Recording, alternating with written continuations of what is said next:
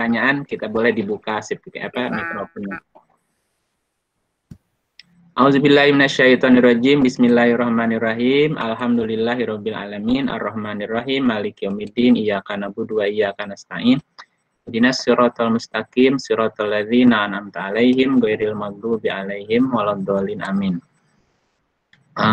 Hari ini kita akan bahas konsep Nabi dan Rasul, juga perbedaannya di dalam Al-Quran.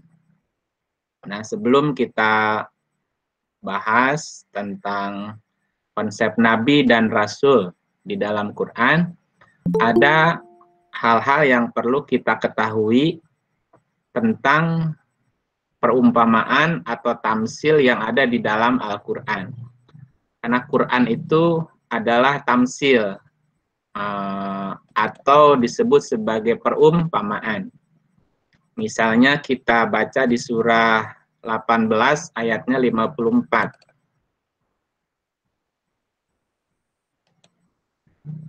Nah, saya tampilkan dulu ayatnya ya sebentar. 18:54.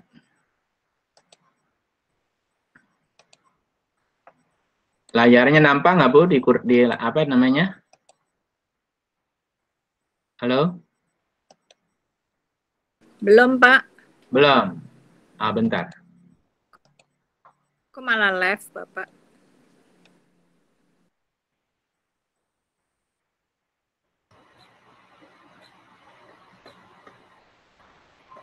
Keluar ya? Kenapa belum, Bu? Iya, udah. Tapi kurang ya? ke bawah dikit kayak. Nah, bentar.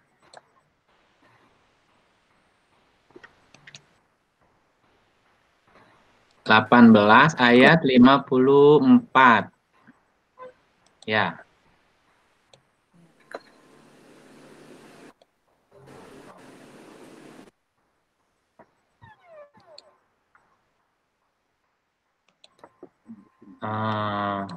Ada yang bisa bantu dibaca?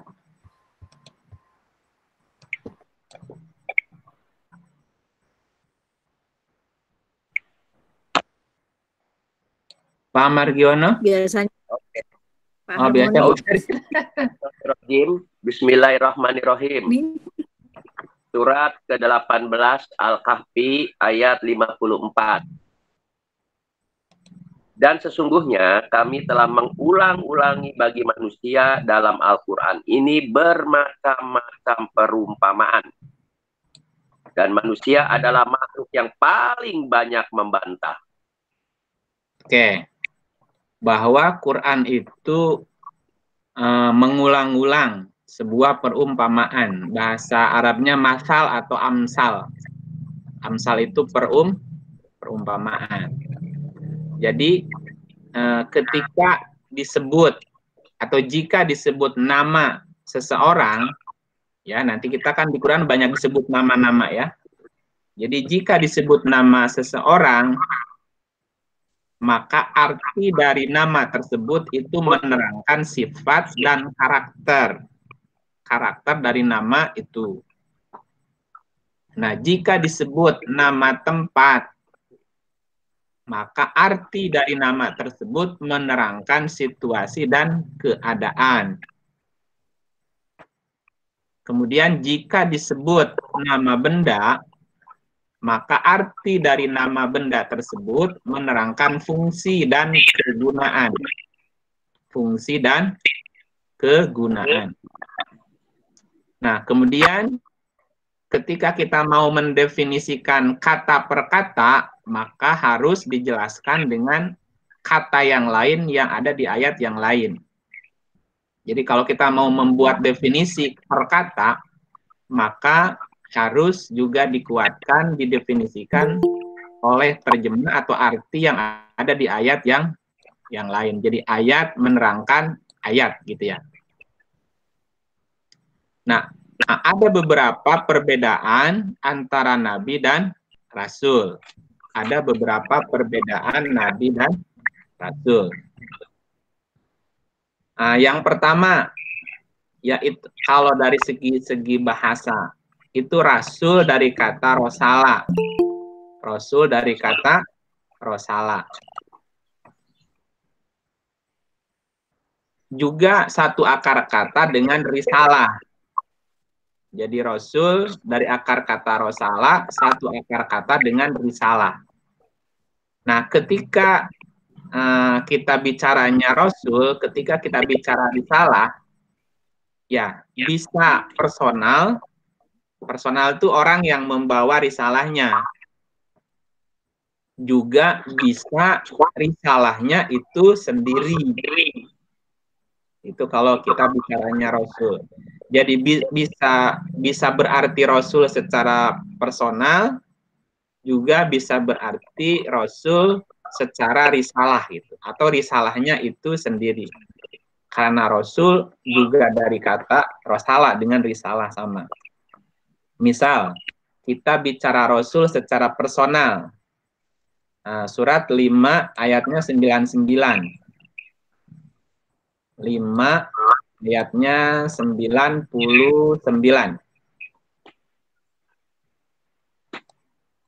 A'udzubillahi minasyaitonirrajim.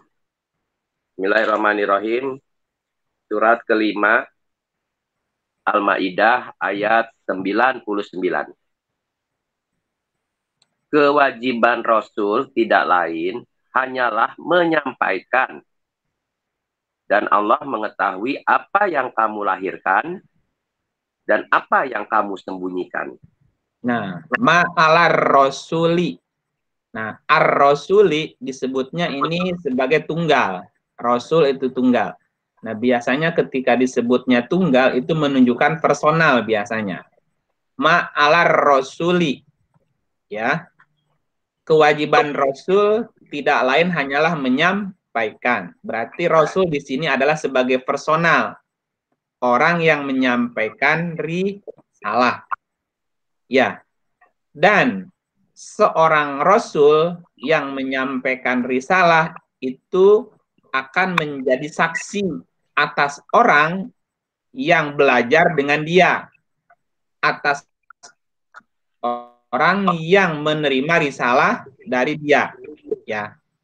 Kita lihat di surah 5 ayatnya 177. 117, sorry.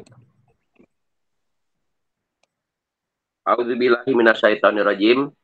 Bismillahirrahmanirrahim. Al-Maidah surat kelima ayat 117.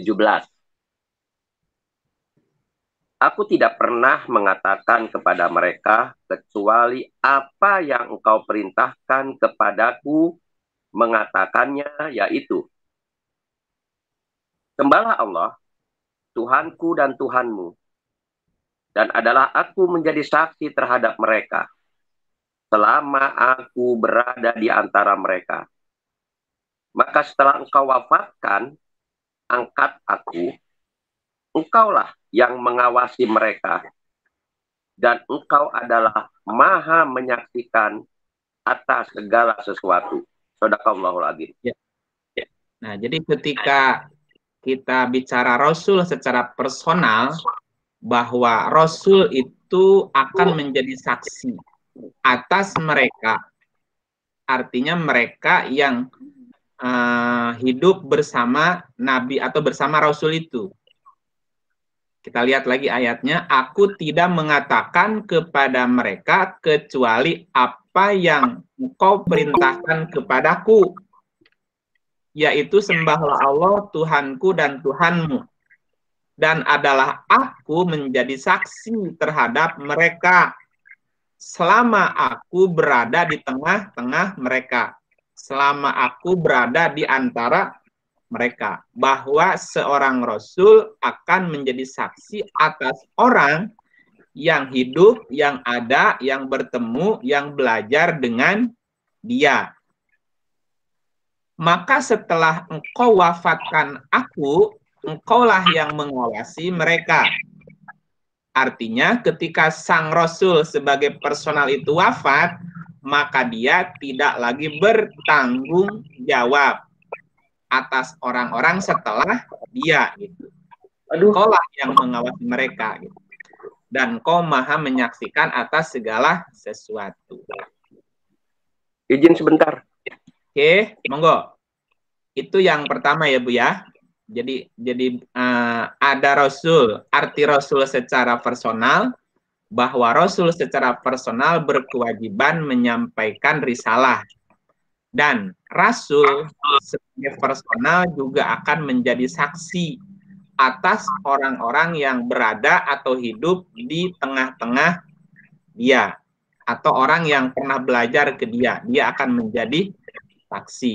Contoh ginilah, ibu mengajar di kelas, dan ibu menyaksikan setiap mahasiswa di kelas, siapa yang hadir, siapa yang tidak, siapa yang serius, siapa yang tidak, siapa yang mendengarkan, siapa yang tidak, kan ibu tahu. Ya, maka ketika satu saat nanti si mahasiswa itu terkena kasus atau di sidang, ibu bisa jadi saksi atas dia, bahwa si A itu anak baik, bahwa si B itu anak yang kurang baik. Bisa jadi saksi nggak kalau kita ketemu, Bu? Bisa jadi saksi. Tetapi ibu tidak bisa menjadi saksi atas mahasiswa yang apa? Yang di luar atau di luar pengawasan ibu gitu. Saya nggak pernah ngajar dia, aku nggak tahu tentang dia, siapa dia gitu. Nah, pertanyaannya, Rasul secara personal, katakanlah Nabi Isa, Nabi Muhammad, dan Rasul yang lain menyaksikan kita nggak? Kan tidak menyaksikan kita. Nah, kalau begitu siapa yang akan menjadi saksi atas kita satu saat nanti di akhirat atau di hari kiamat? Karena secara personal Rasulnya tidak menyaksikan kita. Kan gitu ya? Nah, maka ada arti atau definisi Rasul secara risalah itu sendiri. Jadi risalahnya, bukan personalnya gitu. Nah, kita lihat di surah 2, 143. 2 ayatnya 143.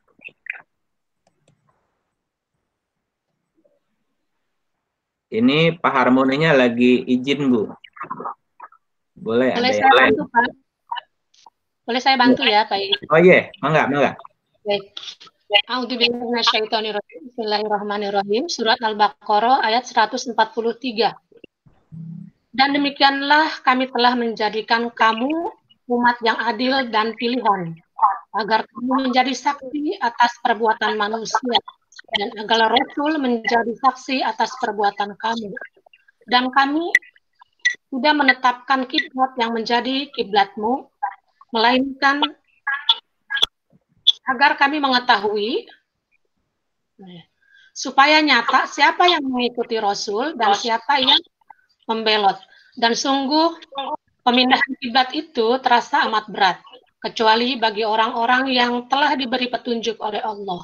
Dan Allah tidak akan menyia-nyiakan imanmu, sesungguhnya Allah Maha Pengasih lagi Maha Penyayang kepada manusia. Oke, coba kita perhatikan lagi ayatnya ya.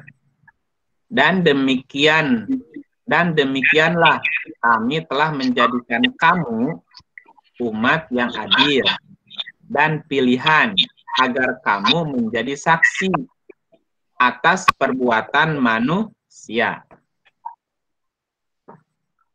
Jadi kita pun sesungguhnya akan diminta kesaksian atas perbuatan manusia. Ya, manusia yang mana? Manusia yang pernah bertemu, berinteraksi dengan kita.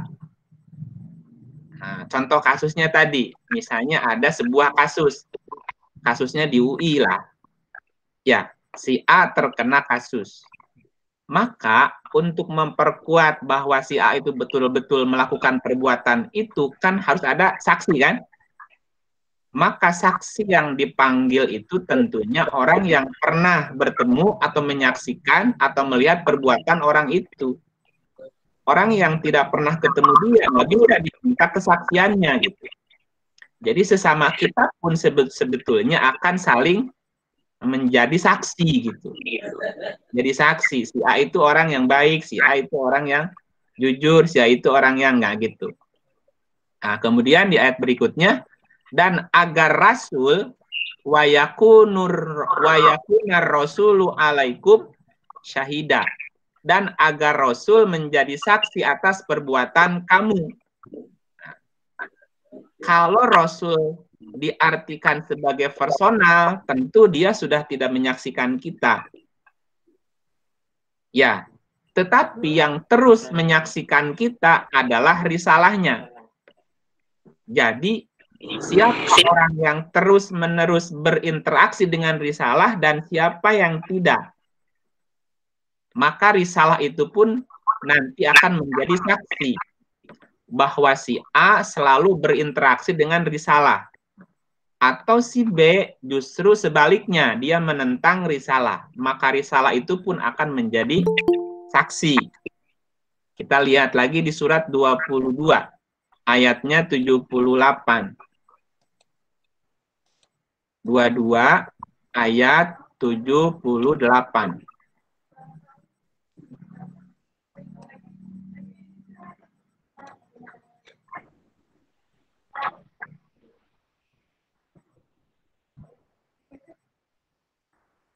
Silakan.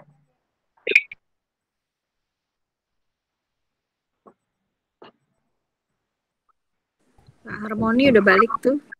Belum? Pak Harmoni belum balik, masih kosong. Saya baca dulu ya. Saya baca ya. Boleh, bantu lagi Bu Aminah. Bismillahirrahmanirrahim.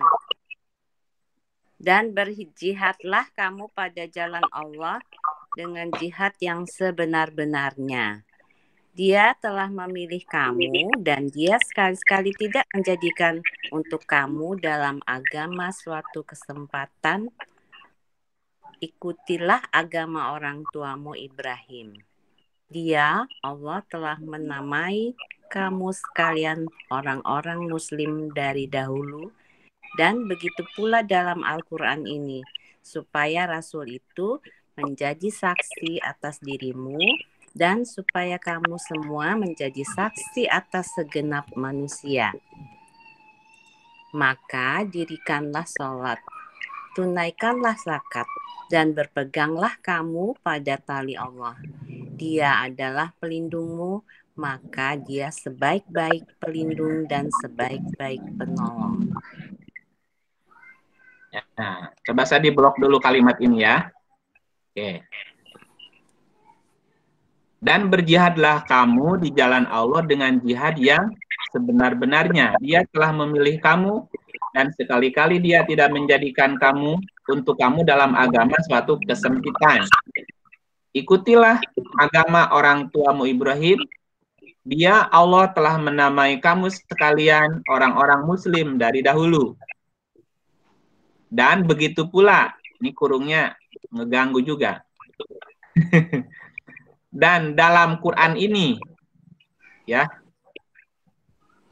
wa fi hadza, dan Quran ini, dan dalam Quran ini, dan begitu pula dalam Al-Quran ini. Pada kalimatnya, supaya Rasul itu menjadi saksi atas dirimu, dan supaya kamu menjadi saksi atas segenap manusia.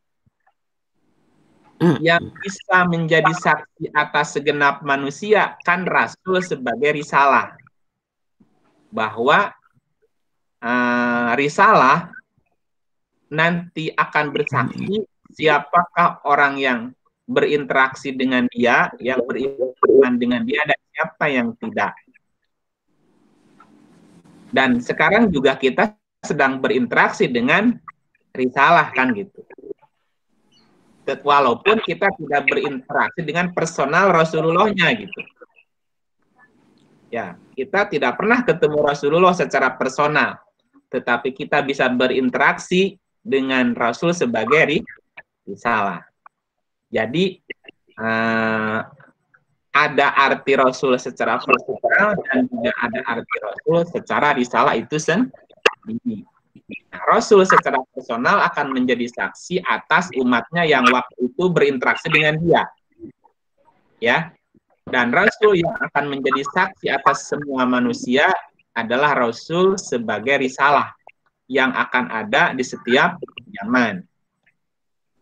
Nah, kemudian bagaimana dengan nabi? Nabi itu secara bahasa dari akar katanya naba'a.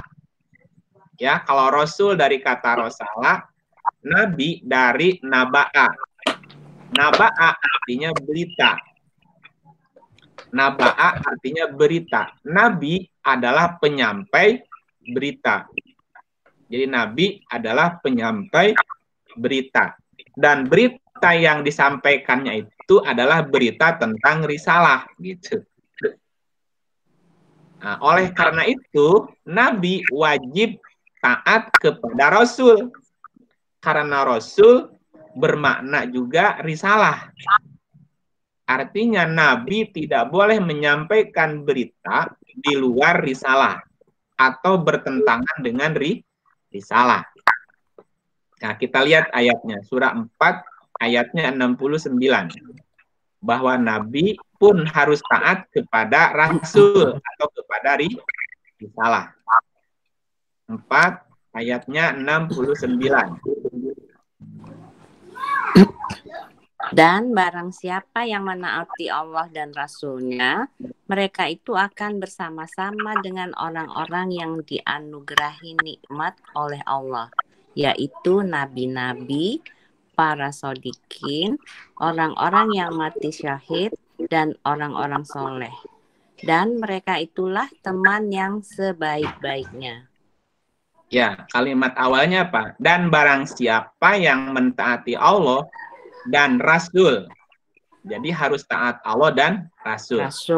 Mereka itu akan bersama-sama dengan orang-orang yang dianugerahi nikmat oleh Allah, yaitu nabi-nabi. Berarti nabi-nabi adalah orang yang taat kepada Allah dan Rasul.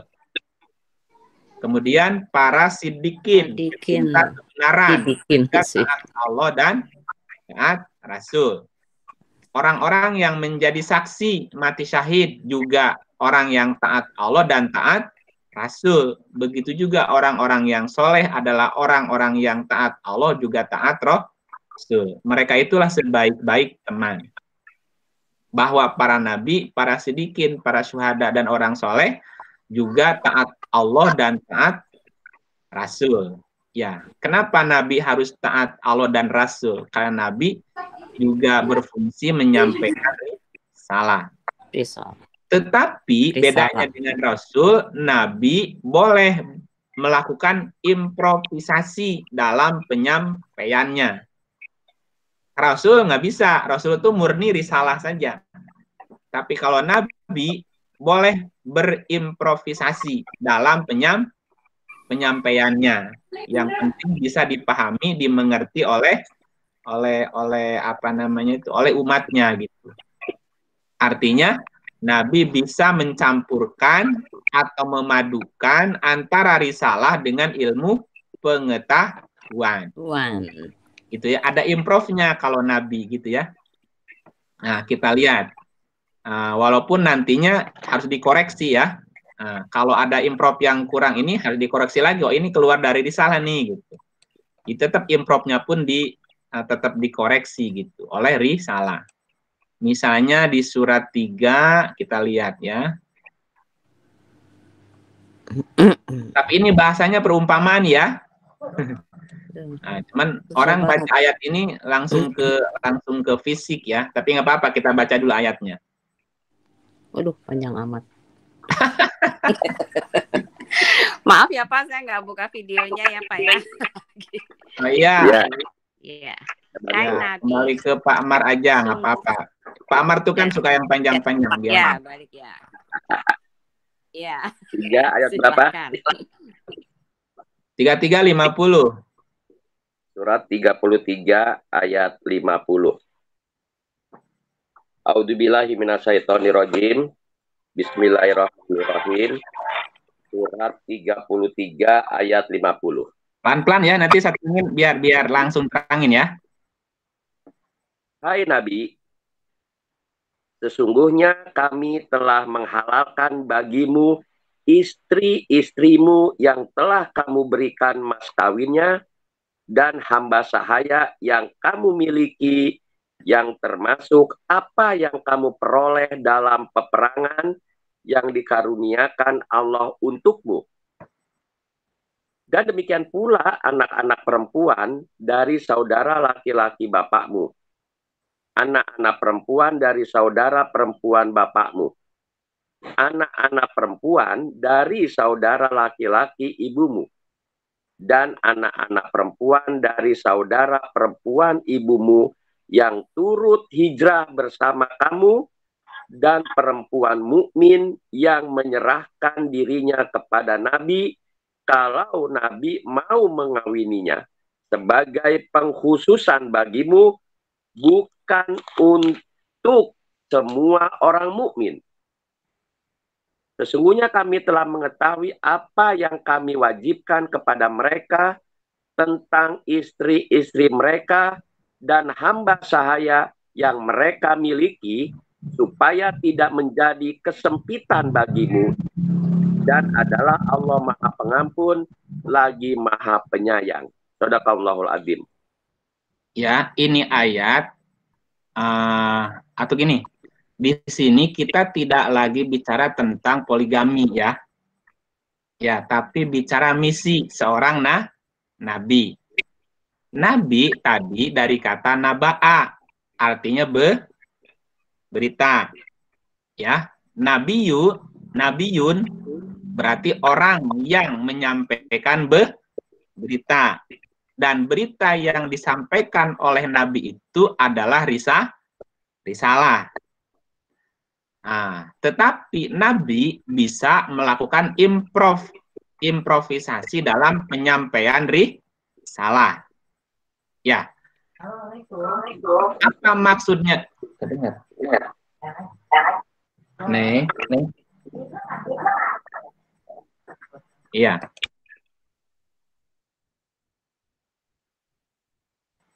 Iya. Sampai mana tadi? Maaf, ada gangguan dikit. Jadi, nabi dari kata naba'a artinya berita, nabiyu orang yang menyampaikan berita. Dan berita yang disampaikannya adalah berita risalah. Nah, nabi boleh melakukan improvisasi dalam menyampaikan risalah. Nah, untuk bisa melakukan improv itu ya nabi harus cerdas. Contoh ayat ini. Hai Nabi, sesungguhnya kami telah menghalalkan bagimu istri-istrimu. Jadi Nabi boleh berimprov dengan banyak pikiran-pikiran yang lain. Istri itu bisa diartikan dalam Quran itu bisa jaujah, bisa imro'ah, bisa nisa. Ya nisa'in Nabi. Nisa itu berarti pikiran yang suka lupa-lupa. Suka lupa-lupa ingat. Zauja juga pasangan. Nah, pasangan pikiran apa ya? Perasaan. Ya. Bisa juga pengalaman. Gitu. Dan di ayat ini bilang ini, hai Nabi, katakan Nabi seseorang yang punya ide. Nabi itu orang yang ingin menyampaikan sebuah berita. Kami telah menghalalkan bagimu istri-istrimu yang telah kamu berikan mas kawinnya. Dan hamba sahaya yang kamu miliki, yang termasuk apa yang kamu peroleh dalam peperangan yang dikaruniakan Allah untukmu. Ini pengalaman. Jadi Nabi boleh berimprov dalam menyampaikan wahyu dengan pengalaman-pengalaman yang sudah terjadi. Terus, demikian pula anak-anak perempuan dari saudara laki-laki bapakmu. Artinya kamu bisa. Nabi boleh meminta masukan, boleh meminta ide dari saudara laki-lakinya. Saudara laki-laki bapakmu itu apa ya? Om, paman. Anak perempuan itu pikiran ya. Perempuan itu artinya pikiran. Jadi Nabi boleh meminta pendapat, buah pikiran dari saudara laki-laki bapaknya. Kemudian anak perempuan saudara bapaknya. Anak perempuan dari saudara laki-laki ibunya, anak perempuan dari saudara perempuan ibunya yang turut hijrah. Jadi gini, Nabi boleh berimprov, meminta masukan, meminta ide dari siapapun yang kira-kira bisa mempermudah dalam menyampaikan risalah itu. Nah, termasuk boleh berimprov dengan ilmu pengetahuan. Ya. Nah, kalau sekarang orang bisa menjelaskan sebuah ayat dengan film misalnya, atau dengan berita, atau dengan kasus, atau dengan gambar. Itu namanya berimprov gitu. Ya, berimprov itu boleh menggunakan sarana, kemudian menggunakan alat, menggunakan metode yang mempermudah orang untuk menangkap pesan itu gitu. Nah, seperti itu ya. Nah, Nabi ya karena Nabi boleh berimprov, bisa salah gitu. Ya, Nabi bisa salah karena berimprov namanya juga. Tadinya ingin mempermudah, malah jadi salah paham bisa saja gitu. Ya, tetapi nanti akan dikoreksi dengan rasul atau risalah. Ini contoh kesalahannya Nabi yang ditegur. Nah, misalnya di surah 66 ayat 1. Mana ayatnya? Ya. A'udzubillahi minasyaitonirrajim. Bismillahirrahmanirrahim. Surat ke-66 ayat 1. Hai Nabi, mengapa kamu mengharamkan apa yang Allah menghalalkan bagimu? Kamu mencari kesenangan hati istri-istrimu, dan Allah Maha Pengampun, lagi Maha Penyayang. Ya. Hai Nabi, mengapa kamu mengharamkan apa yang Allah halalkan bagimu? Maknanya apa? Kan tadi Nabi boleh melakukan improvisasi dalam menyampaikan risalah. Boleh. Nah, Nabi pernah tidak mau melakukan improv gitu. Akibatnya orang jadi nggak ngerti apa yang disampaikan Nabi. Mengapa kamu haramkan yang dihalalkan Allah? Kamu boleh kok melakukan improvisasi gitu. Yang penting orang-orang paham apa yang kamu maksudkan gitu. Nah, jadi ditegur oleh Allah. Mengapa kamu haramkan apa yang dihalalkan oleh Allah? Boleh artinya berimprovisasi. Kamu mencari kesenangan istrimu hanya gara-gara gini. Kalau melakukan improv takut orang kesinggung perasaannya. Kalau ditambah dengan improvisasi malah orang jadi kacau pikirannya atau malah tambah nggak dimengerti. Itu namanya Nabi tidak mau menyinggung perasaan istrinya gitu. Istrinya itu adalah pikirannya sendiri atau tidak mau ambil pusing, pikirannya nggak mau pusing gitu. Ya, jadi kamu mencari kesenangan istrimu namanya, Bu. Nah, jadi pikirannya tidak mau pusing. Udahlah sampaikan aja apa ada ayatnya begitu gitu. Karena kan untuk bisa mengurai ayat itu kan mesti mikir. Gitu ya. Nah, itu maksudnya. Nabi boleh mengawini istrimu, mengawini istri-istri namanya. Ya. Contoh lagi nih, misalnya Pak Margiono kan membuat tulisan, judulnya Harmoni Pagi. Lebih gampang menyampaikan ayatnya doang atau kasih uraiannya juga? Uraiannya saja. Ayatnya dikasih, koordinat ayatnya. Lebih mudah hanya menyampaikan ayatnya saja atau juga makna ayatnya? Improvnya yang mudah. Lebih mudah melakukan improvnya daripada ayatnya? Iya. Nah, untuk bisa melakukan improvisasi, kudu mikir nggak? Mikir dong. Nah, itu maksudnya. Nabi boleh mengawini istri gitu. Bisa dipahami ya? Nah, tapi kadang-kadang pikiran bisa salah nggak? Bisa. Nah, gitu. Justru improvnya jadi salah gitu. Bisa terjadi gitu. Maksudnya ingin menerangkan ayat, tetapi malah jadi menyeleweng dari ayatnya. Nah, makanya Nabi sendiri pernah ditegur gitu, ketika dia tidak berimprov gitu. Kan udah dihalalkan gitu. Boleh kok membuat improvisasi gitu ya. Tetapi nanti tetap dikembalikan kepada ayat yang lain, jangan sampai improvnya menyimpang dari ayatnya, dari risalahnya, itu yang nggak boleh. Makanya nanti penjelasannya harus ayat bil ayat juga, dikuatkan dengan ayat yang lain. Oke. Kemudian bahwa Rasul itu merupakan stempelnya Nabi. Jadi setiap Nabi wajib membawa risalah, gitu. Harus berpegang kepada risalah. Kita lihat surah 33 40. 33 ayatnya 40. A'udzubillahi minasyaitonirrajim. Bismillahirrahmanirrahim. Surat ke-33 Al-Ahzab ayat 40. Muhammad itu sekali-kali bukanlah bapak dari seorang laki-laki di antara kamu. Tapi dia adalah Rasulullah dan penutup nabi-nabi. Dan adalah Allah Maha mengetahui segala sesuatu. Bapak Ibu beli air minum kemasan. Nggak ada tutupnya, mau nggak beli? Atau tutupnya udah dibuka, mau beli nggak? Enggak. Ya, apa maksud tutup itu? Ada tutupnya tapi nggak ada segelnya. Contoh, ini kan minuman nih, ini masih ada segelnya nih. Ini ditutup dan ada segel nih. Berarti ini minuman masih baru, bukan bekas namanya.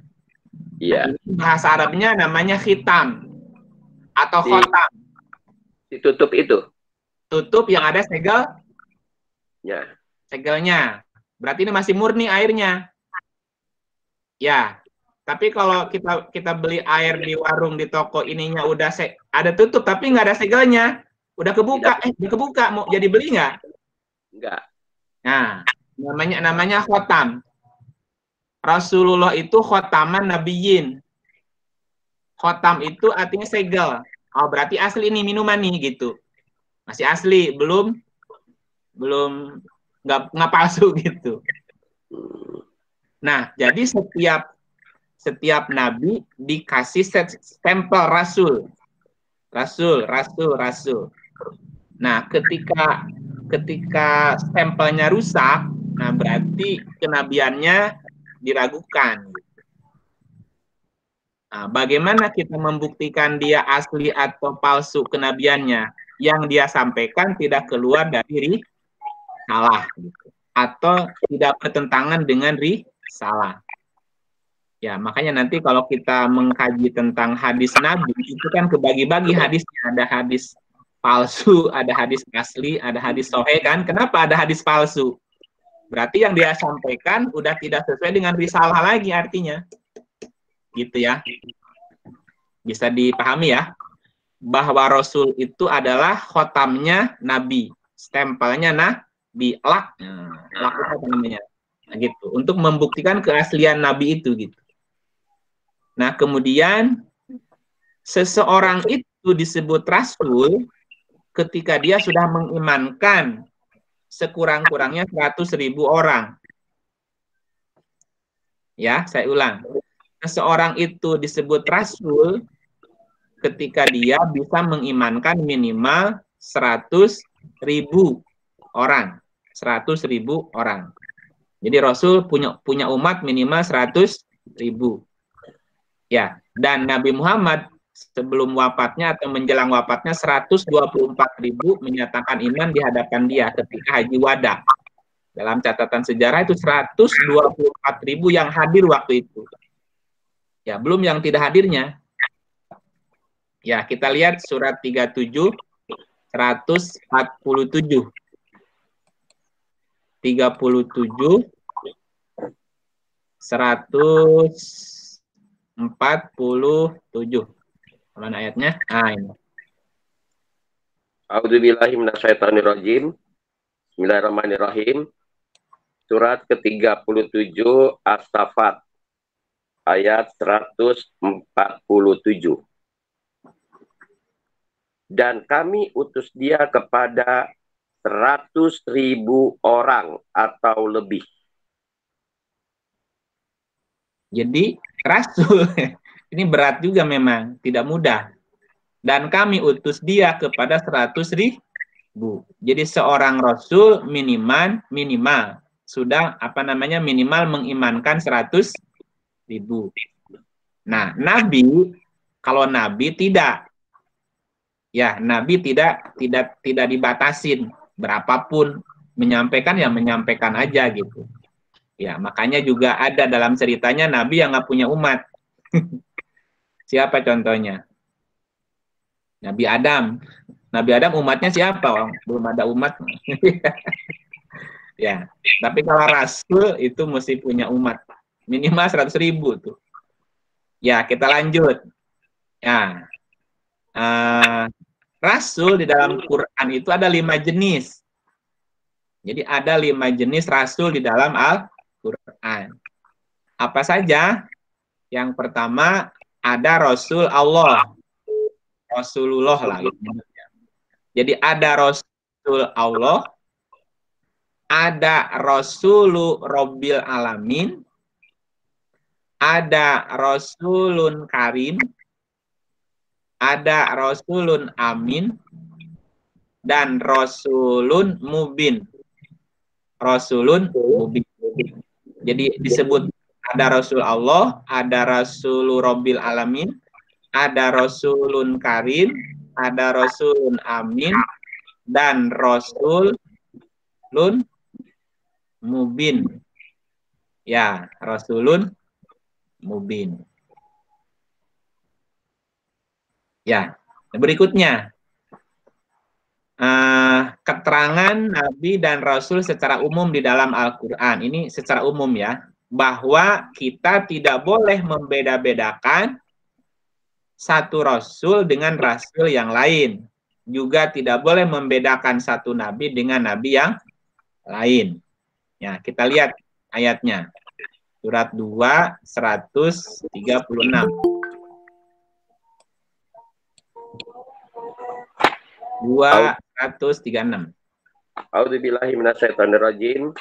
Bismillahirrahmanirrahim. Surat kedua ayat 136. Katakanlah, hai orang-orang mukmin, kami beriman kepada Allah dan apa yang diturunkan kepada kami dan apa yang diturunkan kepada Ibrahim, Ismail, Ishak, Yakub, dan anak cucunya. Dan apa yang diberikan kepada Musa dan Isa. Serta apa yang diberikan kepada nabi-nabi dari Tuhannya. Kami tidak membeda-bedakan seorang pun di antara mereka, dan kami hanya tunduk patuh kepadanya. Ya, bahwa kita tidak boleh membeda-bedakan seorang pun di antara mereka, baik nabi maupun rasul. Nah, kita lanjutkan. Siapa sebenarnya yang disebut sebagai nabi itu? Nah, kita sekarang bagi tugas ya. Kan kita lagi jelasin nabi dan rasul. Sekarang kita fokus ke nabinya. Ya, tadi sudah diuraikan di atas bahwa nabi secara bahasa dari kata naba'a, artinya berita. Ya, nabiyun berarti penyampai berita, dan berita yang disampaikannya adalah risalah dari Allah, sehingga seorang nabi harus patuh kepada rasulnya, tidak boleh menyimpang dari risalahnya. Sehingga secara konsep nabi adalah seseorang yang diutus oleh Allah untuk menyampaikan risalah. Ya, berarti nabi bersifat pribadi atau sosok atau personal manusia yang bertugas menyampaikan risalah. Oke ya. Nah, sehingga fungsi atau tugas kenabian bisa kita lihat di surat 2, 213. Surat 2 ayatnya 213. Ya, silakan. Bismillahirrahmanirrahim. surat kedua ayat 213. Manusia itu adalah umat yang satu. Setelah timbul perselisihan, maka Allah mengutus para nabi sebagai pemberi kabar gembira dan pemberi peringatan. Dan Allah menurunkan bersama mereka kitab dengan benar untuk memberi keputusan di antara manusia tentang perkara yang mereka perselisihkan.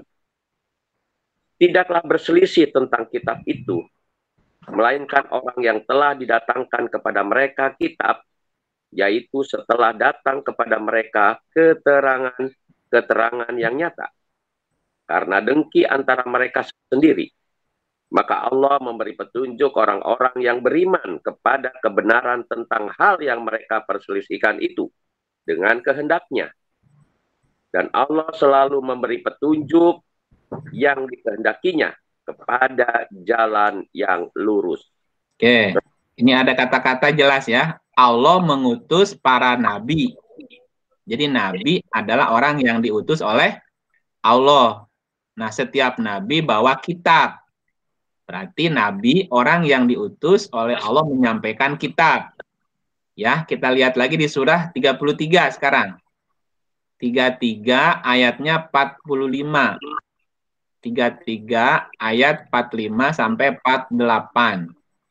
45. Ada kata nabinya di situ. Bismillahirrahmanirrahim. Surat 33 ayat 45 sampai 48. Hai Nabi. Nah, hai Nabi ya.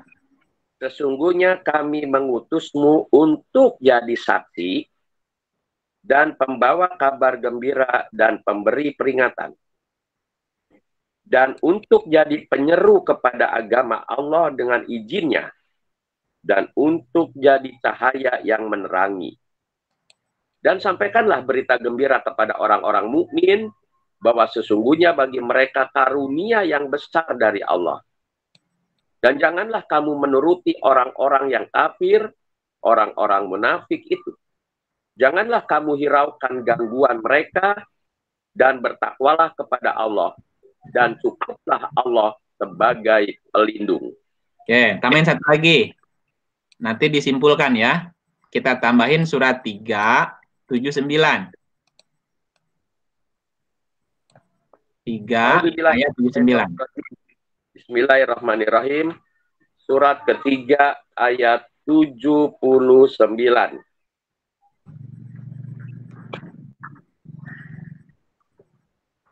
Tidak wajar bagi seseorang manusia yang Allah berikan kepadanya Alkitab, hikmah, dan kenabian. Lalu dia berkata kepada manusia, hendaklah kamu menjadi penyembah-penyembahku, bukan penyembah Allah.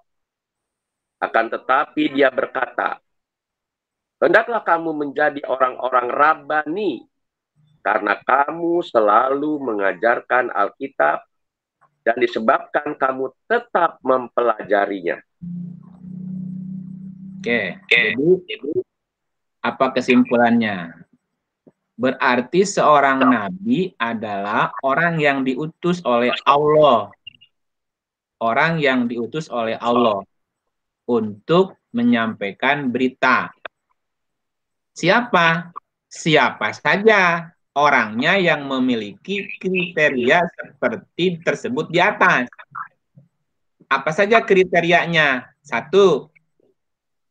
Allah memberi kitab yang benar untuk memberi keputusan di antara manusia tentang perkara yang mereka perselisihkan.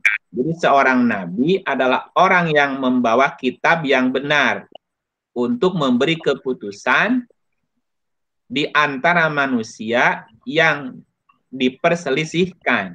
1. 2. Nabi bertugas memberi peringatan. Yang ketiga, Nabi juga akan menjadi saksi.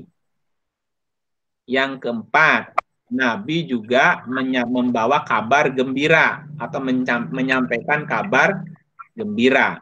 Yang kelima, Nabi harus mengajak manusia kepada Allah, bukan ke dirinya, bukan ke kelompoknya.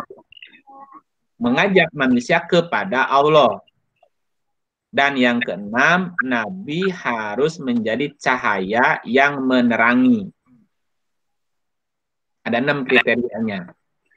Ya, 1, Nabi adalah orang yang diutus Allah membawa kitab yang benar untuk memberi keputusan di antara manusia apa yang diperselisihkan. Nabi bertugas memberi peringatan. Nabi juga akan menjadi saksi, menyampaikan kabar gembira, menyeru manusia kepada Allah, dan menjadi cahaya yang menerangi.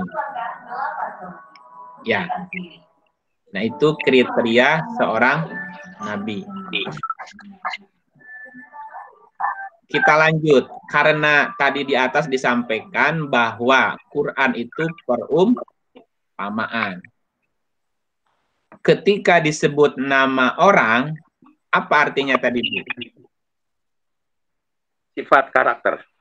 Menerangkan sifat dan atau karakter. Pertanyaannya gini, ketika Quran atau ketika kita menyebut nama seorang nabi di Quran, kan ada nabi, ada namanya kan? Adam, Idris, Nuh, Hud, Soleh sampai Muhammad. Itu kan nyebut nama. Nah, kira-kira nih, duluan mana antara sebutan nama itu dengan sosok nama orang itu datangnya? Ulang lagi. Mana yang lebih dulu, disebut namanya dulu baru datang orangnya, atau ada orangnya baru diberi nama? Orangnya dulu ada. Lebih duluan mana Quran dengan nabinya? Quran. Nah, berarti sebelum ada orangnya, sebutan namanya udah ada belum? Sebutan namanya, udah ada duluan. Ada duluan. Sebutan namanya, karakternya sebutan duluan. Namanya kan udah duluan. Ya, karakter. Baru ada orangnya kan? Ya. Kenapa? Karena ada yang disebut sebagai Quran Majid. Quran Majid adalah Quran yang masih terdapat di Lauh Mahfud sebelum alam diciptakan. Jadi sebutan namanya udah ada. Adam udah disebutin, Idris, Nuh, Hud, Soleh sampai Muhammad udah disebutin. Baru muncul tokohnya kan? Saya kasih ilustrasi gini lah. Ilustrasi. Ya. Misalnya gini. Untuk memudahkan pemahaman aja ini mah ya. Nah, ini namanya improv. Namanya juga improv ya. Untuk memudahkan pemahamannya begini. Ada seorang penulis novel. Ya. Ada seorang penulis novel. Judulnya Ayat Cinta. Ya, ada yang pernah nonton filmnya? Ada seorang penulis novel yang berjudul Ayat Cinta. Novel tersebut ternyata laku tuh di pasaran tuh, bestseller lah katakanlah. Berarti ceritanya digemari orang. Nah, dari kisah yang ditulis tersebut, ya, dulu kan si penulis novel itu telah membuat kriteria, ya, akan karakter serta sifat-sifat tokoh yang ditulisnya kan? Iya. Namanya si Anu, karakternya seperti ini. Di ceritanya itu, namanya si Anu, karakternya begini. Jadi setiap nama itu sudah ditentukan karakternya. Si Anu baik, ini tidak baik, si Anu jadi apa kan itu ya? Jadi setiap nama itu sudah ditentukan karakternya. Berarti novel yang ditulis tersebut kan masih berupa buku kan? Iya. Novel. Tetapi tokoh tokoh manusia yang memerankan itu udah ada belum? Belum. Belum, loh, ini cerita kok. Ya, belum. Belum ada siapa pelakunya, tapi sudah disebutkan karakternya. Dan kita bisa membayangkan si A itu karakternya begini ketika baca novel itu. Oh, si B begini. Nah, kemudian novel tersebut dibuatlah sebuah film.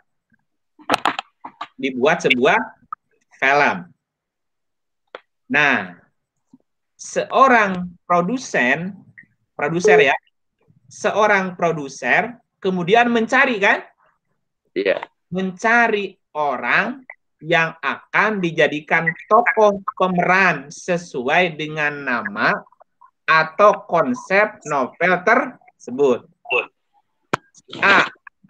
Kan karakternya begini, maka dia harus mencari orang yang cocok memerankan itu. Zaman dulu ada film namanya Siti Nurbaya. Ya, Bapak Ibu udah ada ya? Udah ada.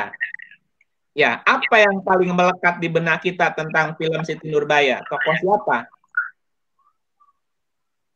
Datuk Maringgi. Apa namanya Datuk Maringgi? Bukan. Tetapi ketika kita lihat wajah dia, yang teringat apa? Orang tua. Datuk Maringgi, padahal bukan itu nama dia. Tapi nama itu udah melekat di dia. Karena kita ketemu dia di film gitu. Padahal kan bukan dia namanya, bukan Datuk Maringgi namanya sebetulnya. Tetapi karakter Datuk Maringgi sudah melekat dengan wajah dia gitu. Padahal ia hanya memerankan itu di film gitu. Nah, jadi sebelum lahir sosok Adam, konsep Adam udah ada belum, Bu? Sudah. Udah ada. Sebelum datang sosok yang memerankan Muhammad, karakter atau kriteria Muhammadnya udah ada belum? Sudah. Udah ada. Ya. Misalnya gini. Ada film yang bersambung kan? Berjilid, berseri. Ya, seri 1, seri 2, seri 3 dan seterusnya. Katakanlah Spider-Man. Itu kan sampai seri berapa tuh? Apakah pemerannya itu juga? Belum tentu. Bisa gantian nggak pemerannya? Bisa. James Bisa, Bond lah. Bisa memerankan karakter itu kan? Iya. Apa maksudnya? Jadi karakter duluan ketimbang sosok. Iya, walaupun sosok orang yang pernah memerankan nama-nama nabi itu sudah tiada, orang yang memerankan itu akan tetap ada nggak? Tetap. Nah, gitu. Jadi karakter abadi, Dan harus ada, karena itu karakter. Ya, nah, kalau kita ngambil pelajaran dari cerita novel tadi, siapa penulis novel cerita alam semesta ini? Allah. Allah sendiri yang menciptakan, yang membuat draftnya kan? Ya, itulah yang namanya Quran Majid yang ada di Lauh Mahfuz. Allah yang membuat ceritanya, draftnya tuh. Nah, novel tersebut itu adalah penggambaran atau konsepnya sendiri. Jadi penulis novelnya Allah, novelnya adalah gambarannya. Itu yang disebut sebagai Quran Karim. Quran Karim, ya. Quran Majid adalah konsepnya, konsep yang masih di draftnya tuh.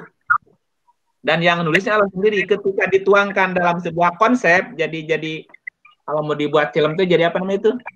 Sangat ngerti bahasanya. Skenario. Jadi skenario tuh itu udah jadi Quran Karim. Nah, ketika dibuat film si A memerankan ini berkali-kali filmnya tuh, kan berarti film itu sedang menggambarkan atau penggambaran digelarnya konsep tadi. Konsep penciptaan alam semesta. Itu disebut sebagai Quran Mubin. Quran mubin, Quran nyata, udah terjadi gitu. Udah dibuat filmnya. Ya. Siapa sutradara yang memilihnya? Allah. Allah juga yang memilih. Kira-kira siapa yang akan memerankan Ahmad berikutnya? Siapa yang akan memerankan Musa berikutnya? Dan begitu terus, Allah akan terus memilih. Nah, maka istilahnya Allah memilih. Ya, Allah memilih akan dan terus akan memilih. Nah, utusan-utusannya dari malaikat dan dari manusia. Berarti kan skenario-nya akan terus berjalan. Nah, tokoh pemerannya berarti manusia siapa saja manusia yang telah dipilih dan memiliki karakter tersebut. Ya, berarti nama dari nabi adalah nama dari karakter yang sudah ditentukan, dan itu juga merupakan sebuah konsep sejak dari Adam sampai Ahmad atau Muhammad. Termasuk karakter Fir'aun juga ya, Kang Iip ya. Termasuk pasangannya.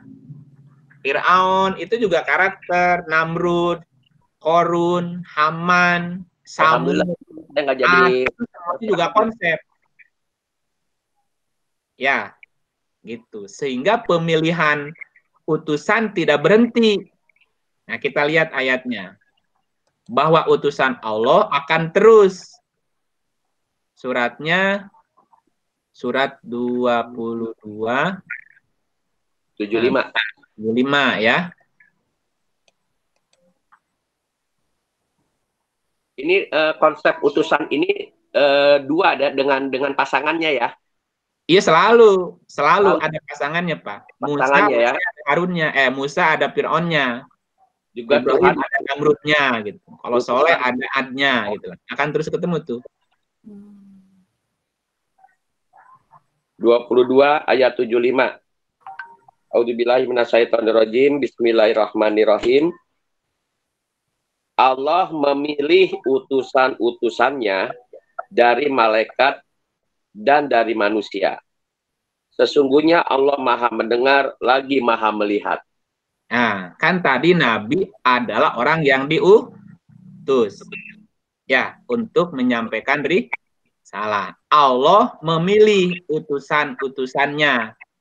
Ini menggunakan kata-kata past tense, sedang dan akan. Fi'il mudhari. Yastofi. Sedang dan akan. Sedang dan akan. Apa bahasa Inggrisnya sedang dan akan, Bu? Past tense ya. Present Nah, gitu. Akan future. Sedang dan akan. Terus gitu. Menggunakan continuous ya. Present continuous nih. Terus gitu. Kenapa? Karena akan terus dipilih. Sehingga cerita alam semesta akan terus berlangsung gitu. Ya, gitu. Sampai sini oke ya? Oke, lanjutkan. Nah, ada beberapa sifat atau karakter yang wajib dimiliki oleh setiap nabi. Ya, itu yang kita kenal dengan 4 sifat nabi. Atau sifat yang wajib bagi seorang nabi. Apa itu? Sidik, amanah, tabligh, fatona. Tabligh, sidik, amanah, fatona. Ya, kita lihat beberapa ayat. Bahwa nabi itu harus tabligh. Surat 5 ayatnya 67. 5:67. 5 ayat 67. Bismillahirrahmanirrahim. Surat kelima ayat 67. Hai Rasul, sampaikanlah apa yang diturunkan kepadamu dari Tuhanmu, dan jika tidak kamu kerjakan apa yang diperintahkan itu, berarti kamu tidak menyampaikan amanatnya. Allah memelihara kamu dari gangguan manusia. Sesungguhnya Allah tidak memberi petunjuk kepada orang-orang yang kafir. Satu, bahwa Nabi harus tabligh. Tabligh artinya menyampaikan. Tabligh berbeda dengan dakwah. Kalau dakwah mengajak. Mengajak dengan ucapan. Kalau tabligh itu menyampaikan dengan mengerjakan. Mengerjakan apa yang diperintahkan. Itu bedanya ya. Kalau dakwah itu ceramah. Ceramah itu dakwah. Mengajak orang. Tapi kalau tabligh menyampaikan. Dengan cara apa menyampaikan risalahnya? Dengan cara mengerjakan apa yang diperintahkan. Jadi dengan perilaku. Yang kedua, disebut dengan sidik. Sidik itu artinya benar. Kita lihat ayatnya 19. 19 ayatnya 41. A'udzubillahi minasyaitonirrajim. Bismillahirrahmanirrahim. Surat ke-19 ayat 41. Ceritakanlah hai Muhammad kisah Ibrahim di dalam Alkitab Al-Quran ini. Sesungguhnya ia adalah seorang yang sangat membenarkan lagi seorang nabi. Ada kata-kata sidikon. Nabi, nabiya. Jadi nabiya itu harus sidik. Sidik itu membenarkan. Atau biasa diterjemahkannya harus jujur. Jujur dengan apa yang disampaikan. Membenarkan apa yang disampaikan. Sidikon. Nah, selain sidikon dan tabligh, Nabi juga harus amanah. Amanat. Amanat artinya menyampaikan. Atau tidak boleh mengkhianati.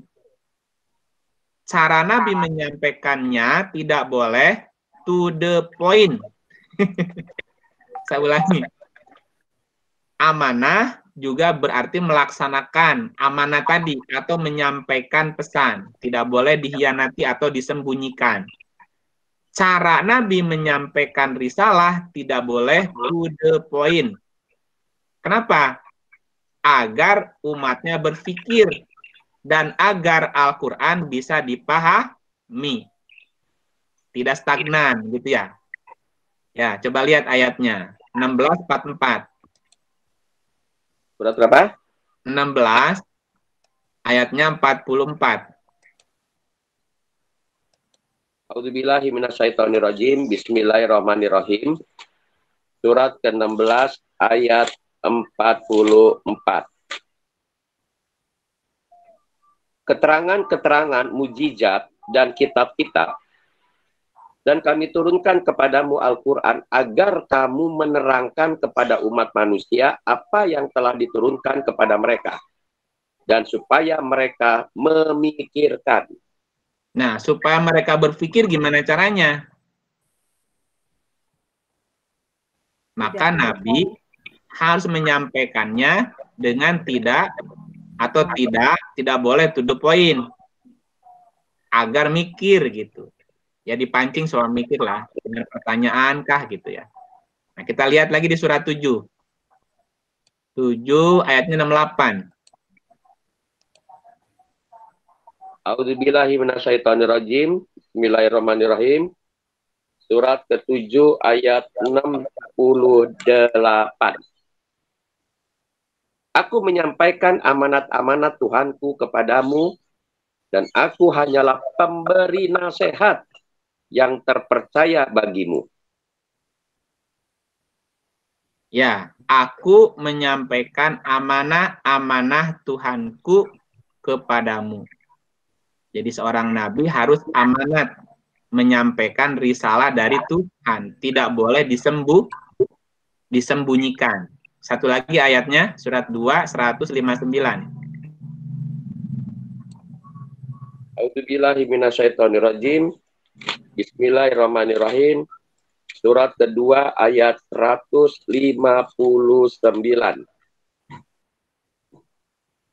Sesungguhnya orang-orang yang menyembunyikan apa yang telah kami turunkan berupa keterangan-keterangan yang jelas dan petunjuk setelah kami menerangkannya kepada manusia dalam Alkitab.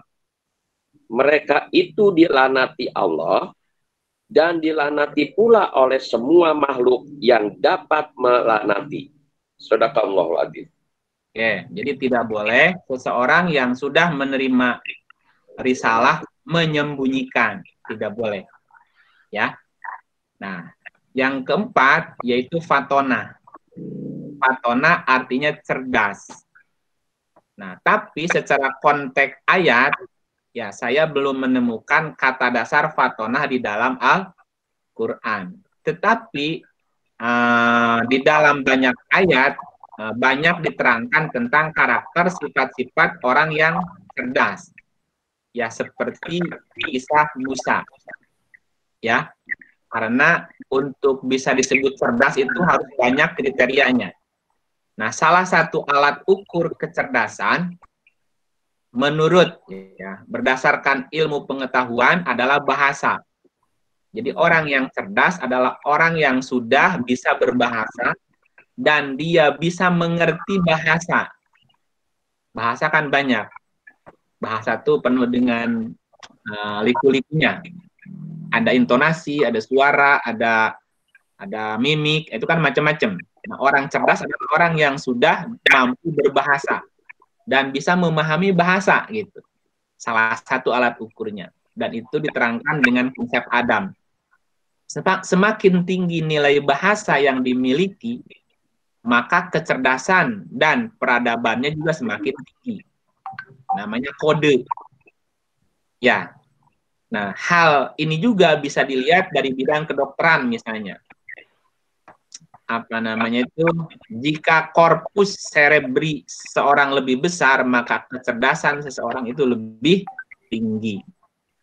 Nah, dan korpus cerebri itu adalah otak untuk bahasa. Nah, coba lihat, periksa aja orang yang cerdas itu otak sudut bahasanya seperti apa, itu biasanya lebih besar itu. Dan Adam juga diajarkan karakter nama. Ibrahim juga diuji dengan kalimat bahasa juga. Nah, berarti kecerdasan adalah kemampuan berbahasa. Sehingga seorang nabi harus cerdas menyampaikan bahasa Tuhan menjadi bahasa manusia gitu. Atau mampu menerjemahkan bahasa Tuhan menjadi bahasa manusia gitu.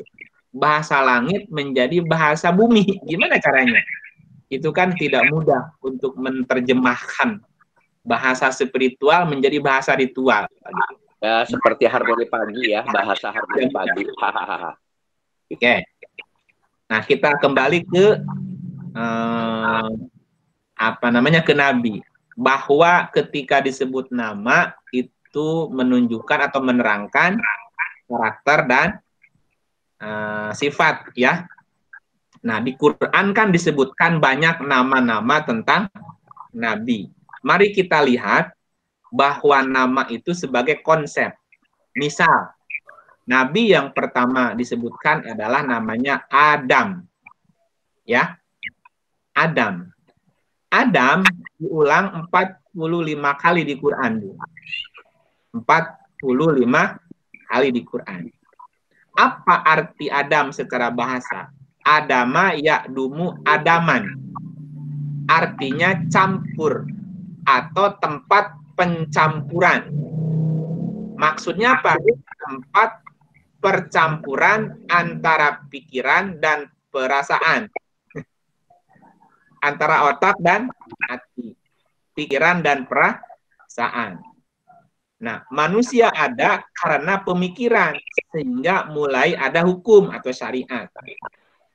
Adam juga dikatakan tempat bercampur antara malaikat dan iblis.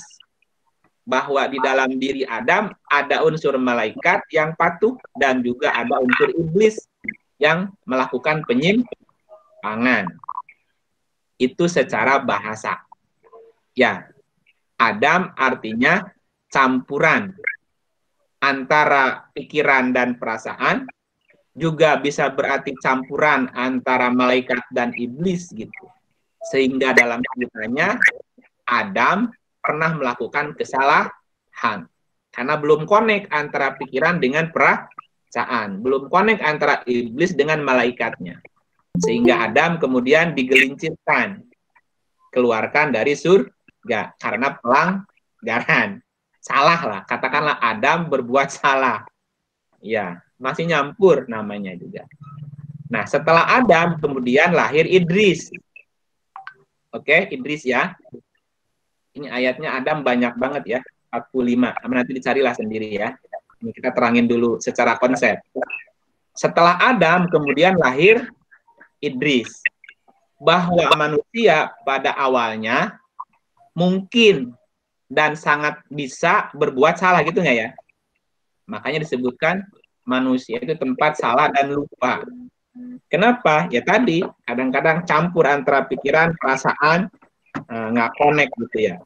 Tetapi ada nabi yang berikut, namanya Idris. Idris dari kata darosa yadusu dirosatan, madrosatan. Idris adrosa yudrisu idrisan. Artinya proses belajar atau pembelajar namanya, Bu. Adrosa yudrisu idrisan, pembelajaran. Bisa pembelajaran, bisa proses belajar artinya. Apa maknanya? Ketika manusia pernah berbuat salah, itu wajar, manusiawi. Tetapi jangan salah terus. Harus ganti, harus masuk ke Idris. Idris artinya pembelajaran atau proses belajar. Setidaknya dia harus mau belajar dari kesalahan. Maka belajar dari kesalahan atau orang yang mau belajar dari kesalahan adalah sudah masuk ke Idris, tidak di Adam lagi secara konsep. Jadi Adam itu ada dalam diri kita sebetulnya, sifatnya, karakternya kan ada di kita. Tetapi setelah Adam fasenya adalah Idris. Harus mau belajar dari kesalahan.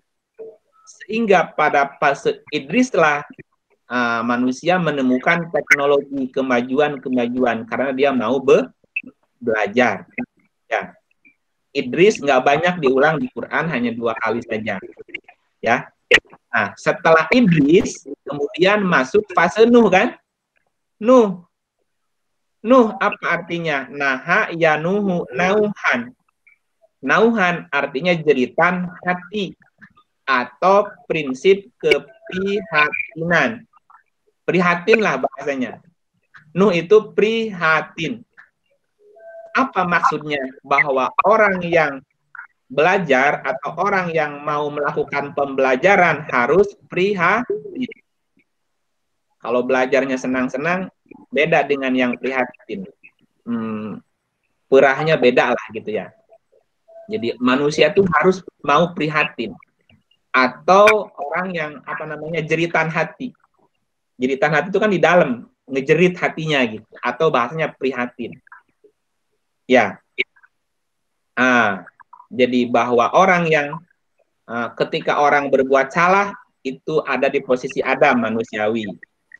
Tapi jangan salah terus, naik ke fase Idris. Idris artinya proses belajar atau pembelajaran. Jadi orang harus mau belajar dari kesalahan. Nah, dalam proses belajarnya harus prihatin. Karena Nuh artinya prinsip keprihatinan atau jeritan hati. Nah, ketika kita mau prihatin, maka akan masuk ke fasenya Hud. Fasenya Hud. Hud itu artinya petunjuk atau kembali ke jalan yang benar.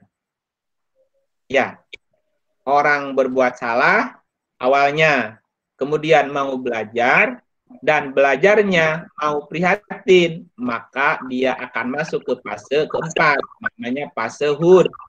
Hud artinya orang yang mendapatkan petunjuk.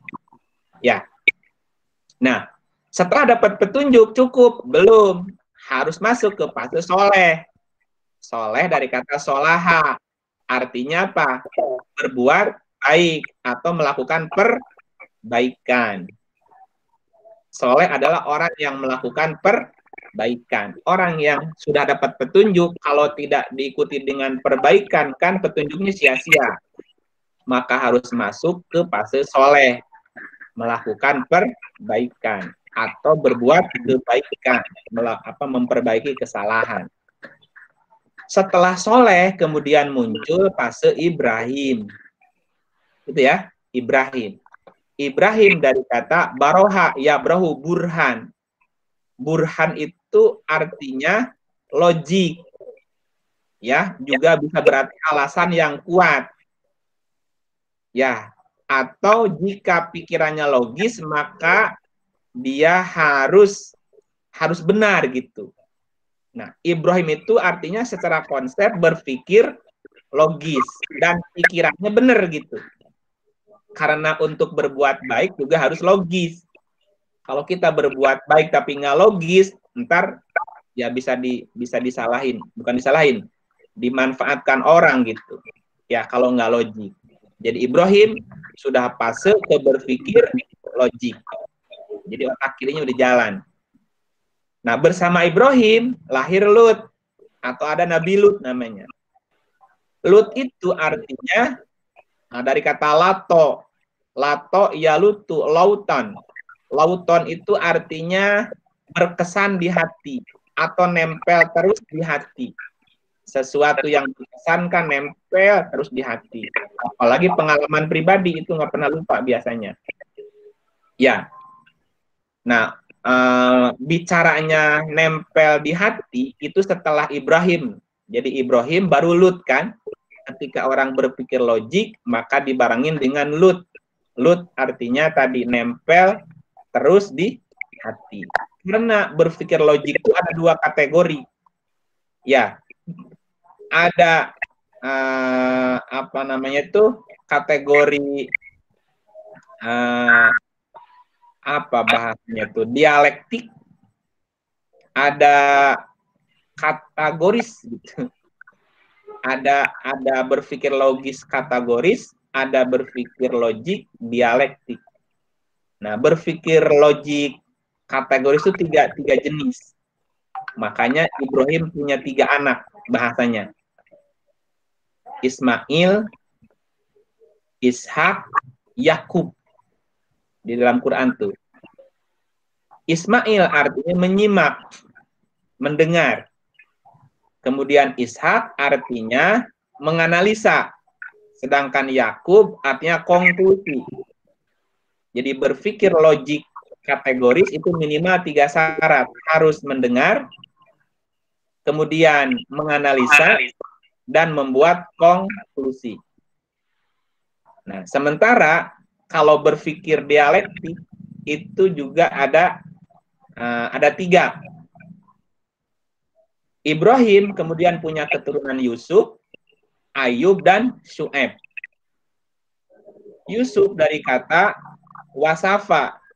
Ya, wasafa yausifu Yusuf artinya estimasi. Estimasi atau berbicara kemungkinan. Nah, atau menafsirkan. Kemudian Ayub artinya apa namanya itu dari kata ayyaba, yaubu, ayyuban. Ya, Ayub artinya kembali, sembuh, atau antitesis. Kalau dalam bahasa akademis itu antitesis. Dan Syu'aib artinya sintesa. Sintesa gitu ya. Jadi berpikir logik harus punya prediksi, kemudian harus membuat antitesis dan harus membuat sintesisnya. Nah, kemudian lahir Musa. Setelah Ibrahim melahirkan Ismail, Ishak, Yakub, dari sisi berpikir logis kategoris dan juga melahirkan 3 anak dari berpikir dialektik tadi, lahir Musa. Ya, Musa dari kata masa ya musu mausan.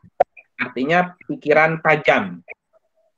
Berpikir tajam atau berpikir cerdas artinya. Jadi Musa artinya cerdas atau berpikiran tajam. Ya, dan ini Musa paling banyak diterangkan di Quran di antara semua nama. Dan hampir di banyak surat ini Musa diulang terus. 185 kali diulang cerita Musa, ya, paling banyak. Ya, Musa itu secara konsep artinya kecerdasan. Jadi orang yang berpikir cerdas, orang yang pikirannya tajam sudah sampai di fasenya Musa. Akan tetapi Musa dalam kisahnya selalu ditemani oleh Harun. Harun dari kata Harona, artinya kebersihan hati atau kejujuran hati atau hati nurani. Biasanya orang cerdas kalau nggak jujur repot. Jadi orang cerdas harus punya teman Harun namanya. Kecerdasan harus ditemani, dibarengi oleh kejujuran, oleh ketulusan, oleh hati nurani gitu ya. Kalau tidak, kalau Musa tidak ada Harun, kalau nggak jadi Korun, jadi Haman atau jadi Samiri nanti dalam kisahnya. Nah, dalam kisah Musa itu muncul Korun. Dalam kisah Musa muncul Haman. Dalam kisah Musa muncul Samiri itu. Ya, Samiri itu orang cerdas, tapi jujur. Nah, jadi kalau Musa tidak ditemenin Harun, jadi Samiri. Tapi kalau Harun jujur tapi nggak cerdas, Bu, jadi apa? Nah, jadi Korun gitu. Jujur dia mencari harta jujur tapi nggak cerdas, salah guna gitu. Nah, seperti itu nanti. Nah, setelah Harun muncul Ilyasa. Ilyasa dari kata wasa'a yasi'u. Wal yasa'u. Yasa itu artinya perluasan atau pengembangan. Ilmu terus dikembangkan. Ya, ilmu A dikembangin lagi, ilmu B dikembangin lagi, ya. Dan ilmu psikologi juga selalu berkembang kan? Nah, berkembang lagi, teorinya berkembang lagi itu. Ilmu jangan stagnan di situ. Setelah Ilyasa lahir Zulkifli. Zulkifli artinya pemeliharaan atau maintenance, bahwa apapun yang pernah kita kaji, kita pelajari, kita lakukan, konsep itu harus di-maintenance, harus dipelihara supaya tidak hilang. Dan sumbernya adalah Zabur. Ya, Zabur itu diabadikan dalam sebuah tulisan, catatan, situs, candi gitu ya. Jadi bisa dibaca ulang oleh orang kemudian. Setelah Zulkifli muncul Daud. Daud secara konsep artinya pekerja keras. Ya, pekerja keras dari kata dada ya daudan. Artinya semangat kerja keras. Semangat kerja keras itu artinya Daud. Ya. Sulaiman itu artinya orang yang tidak pernah puas, selalu pengen coba gitu ya. Ya, tidak puasan gitu ya. Secara konsep. Sehingga Sulaiman diceritakan dia menguasai 2/3 bumi. Bahkan dia mengendalikan angin, mengendalikan jin, mengendalikan iblis, mengendalikan binatang. Kenapa? Karena dia orang yang tidak puas dengan sesuatu. Hari lagi, gali lagi gitu ya. Kemudian Ilyas itu artinya berani. Ya, berani secara konsep. Yunus itu artinya santun. Santun berani tapi juga santun. Yunus itu melahirkan filosof.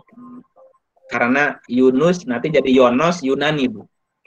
Karena Yunus itu terdampar di Yunani. Sehingga di Yunani kan lahir para filosof ya.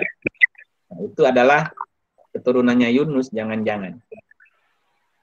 Nah, sampailah di Zakaria, Bu. Nah, di dalam Quran Zakaria itu diceritakannya mandul. Ya. Apa maksudnya mandul?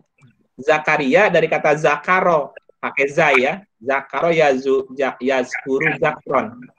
Zakari itu artinya penuh atau orang yang sudah kepenuhan sehingga mandul gitu. Contoh gini lah. Orang yang udah pengalaman ke sana kemari akhirnya kan jenuh. Orang yang udah mempelajari semua ilmu, ujung-ujungnya jenuh juga. Ilmu apa lagi yang saya pelajari ya? Udah habis tuh. Kalau sekolah tuh udah mentok di S4, Bu. S1, S2, S3. S apa lagi ya? Nah, itu namanya udah Zakaria, Bu. Udah mentok, Bu. Sehingga muncul kejenuhan. Nah, jenuh itu berarti nggak bisa mikir lagi. Nah, disitulah sebagai Zakaria disebut sebagai mandul, Bu. Apa artinya? Udah jenuh gitu. Udah mentok tenaganya. Pikirannya udah mentok. Nah, sehingga Zakaria kemudian memelihara Maryam. Ya, tadi Maryam diceritakan di sebelumnya ya, di anggur tadi. Ada yang dengar tadi? Nah, Maryam itu secara konsep artinya kemauan kuat. Kemauan kuat untuk bisa berdialog dengan Tuhan. Ya, sehingga Maryam melahirkan Isa. Ya, Isa itu artinya harapan, harapan pasti artinya. Jadi harapan pasti lahir dari Maryam.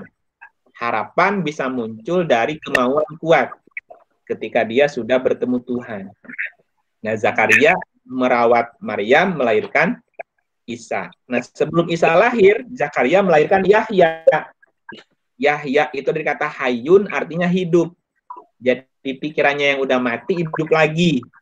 Ya, yang udah mentok seling lagi gitu ketika dia punya kemauan kuat. Yahya dari kata hayun artinya hidup. Yahya berarti muncul harapan baru, hidup harapan baru lagi. Makanya lahir Isa kan? Isa itu artinya ya harapan pasti.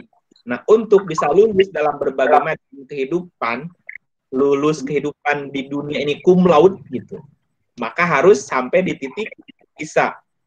Isa diulang dalam 28 kali di Quran. Nah, setelah Isa baru lahir namanya Muhammad. Ditutup Muhammad sebagai penutup. Muhammad dari kata Hamidah Yahmadu Ahmadan. Artinya pujian atau orang yang selalu memuji. Memuji itu tanda orang itu syukur. Sehingga sifat syukur adalah puncak dari akhlak. Ya, apapun yang terjadi syukurilah. Apapun yang terjadi selalu bersyukur. Itulah puncak dari prestasi spiritual manusia, yaitu ketika dia sudah sampai di titik Ahmad atau di titik Muhammad, akhlaknya sudah terpuji dan selalu memuji. Udah tidak ada lagi keluh kesah, tidak ada lagi kebencian, tidak ada lagi curiga. Semuanya disyukuri aja gitu. Nah, berarti sudah di titik itu spiritual orang sudah sempurna, Bu. Ya. Nah, itu nama-nama nabi secara konsep. Dan itu sebetulnya perjalanan spiritual kita, spiritual manusia yang harus terus maju dari Adam sampai Muhammad gitu. Secara konsep ya. Cuma tadi saya tidak membacakan semua ayat karena waktunya terbatas. Itu sepintas tentang konsep nama-nama nabi dari Adam sampai Muhammad. Nah, nanti kita akan cerita tentang Rasul ya. Tadi kan Nabi, kemudian nanti kita akan bicara tentang Rasul secara detail gitu ya. Karena kita harus paham tentang Rasul juga. Demikian Bapak Ibu untuk pertemuan hari ini. Kita akan menjelang maghrib, kira-kira 7 menit lagi ya. 7 menit lagi. Ya tidak atau belum bisa disimpulkan ya pelajaran hari ini. Tapi yang jelas bahwa bagian dari rukun iman adalah beriman kepada Nabi dan Rasul. Paling tidak sekarang ada gambaran secara pengetahuan apa itu Nabi ya. Bahwa Nabi tadi di atas sudah diterangkan adalah orang yang diutus oleh Allah membawa risalah dengan 6 kriteria tadi ya. Dan Nabi itu bicaranya personal. Sedangkan nama Nabi adalah konsep. Karena ia konsep, siapa saja bisa berperan dan memerankan itu. Mungkin sesekali kita jadi Adam ketika salah. Masih nyampur ya. Kita juga menjadi Idris ketika kita sedang berproses belajar. Dan ketika kita ngejerit hati prihatin, ya kita ada di fase Nuh namanya Bu. Ya, ketika kita sudah berpikir logik, kita sudah di fase Ibrahim gitu. Dan harus sampai di titik Muhammad. Ketika akhlak kita sudah terpuji dan menjadi orang yang selalu memuji kepada Tuhan. Gitu ya. Makanya dikatakan Afdhalud doa itu adalah alhamdulillah. Sebaik-baik doa adalah alhamdulillah gitu. Alhamdulillah. Semuanya alhamdulillah aja. Nggak ada lagi. Makanya zikirnya, zikir Ahmad cuma 3. Alhamdulillah, astagfirullah, sama Allah saja. Yang hari dia memuji Allah, yang hari dia memuji Allah, alhamdulillah. Malam hari dia memohon ampun kepada Allah. Dan setiap detik di hatinya hanya menyebut nama Allah saja. Allah, Allah. Ya zikirnya itu aja. Ya. Demikian Bapak Ibu. Mudah-mudahan ada hikmah dan manfaatnya. Ya. Pak Iip, Ya. 1 menit boleh, ini saya telat masuk. Pak Oh Iip, iya. ya. Monggo. Maaf Monggo. ya Pak. Monggo. Ini ada satu pertanyaan saya. Kan tadi Pak Iip menyebutkan perilaku kita, sifat itu mulai dari Adam sampai terakhir itu Muhammad. Sebetulnya Zakaria dulu nih Pak. Oh iya, kan iya. Abis Ilyas, Yunus, Zakaria itu semuanya berkembang. Kenapa di Zakaria ini yang saya kurang paham, kok disebut mentok gitu kan ya Pak? Karena dia udah tinggi top gitu. Itu kenapa kok mandul, mentok? Karena udah full gitu kepenuhan. Yang saya rada kurang setuju disebut mentok atau mandul tuh kayak udah nggak ada kemampuan atau udah, bukannya gini, maksudnya apakah bukan mentok tuh udah top gitu Pak, jadi udah segalanya tuh udah ada gitu, udah mateng. Nah, ya apa Pak artinya mandul, mentok, kepenuhan gitunya, padahal dia tuh perkembangan yang makin tinggi dari sifat-sifat yang bagus gitu, sebelumnya berani, santun, lalu tunduk, bijak, ujug-ujugnya mentok gitu, mandul. Jadi kok jelek malahan gitu Pak, maksud saya kok jelek. Ya, sebetulnya nggak jelek, itu kembali ke sifat manusia Bu, manusiawi lah. Orang kan ada titik jenuhnya Bu. Sih. Titik jenuh. Jadi ketika sampai di titik jenuh kan malas mikir lagi Bu, malas mikir lagi, malas ngulik lagi, malas melakukan riset lagi. Itu namanya Zakaria Bu. Oh, jadi kayak pasif gitu. Jadi pasif. Aku udah tahu kok, aku udah ngalamin kok, aku udah jadi posisi pasif, tidak produktif tanda petik ya. Ya. Kenapa? Karena sudah semuanya udah jenuh, udah capek, udah. Iya, burn out kali Mbak maksudnya kan. Nah, gitu bahasanya lah. Tetapi kemudian kemudian Zakaria mampu melahirkan Yahya. Yahya muncul harapan baru lagi Bu. Daya hidupnya muncul gitu. Oh, ada ide-ide baru hidup lagi itu ya. Terus Isa, jadi ada harapan gitu ya. Oh, jadi ide baru itu muncul ketika Zakaria memelihara Maryam. Oh ya, karena dia yang bisa memberi harapan itu ya. Jadi Maryam kan sebenarnya kemauan kuat. Nah, ketika dia punya kemauan kuat, muncul lagi harapan baru. Muncul lagi ide baru. Jadi sifat Zakaria itu, kalau kita nyebut itu sikap atau kita nyebut itu konsep Zakaria itu ya kurang bagus dong ya Pak. Jadi pasif ya. Iya, tapi jangan berhenti di Zakaria. Zakaria harus punya Maryam. Oh gitu. Ya.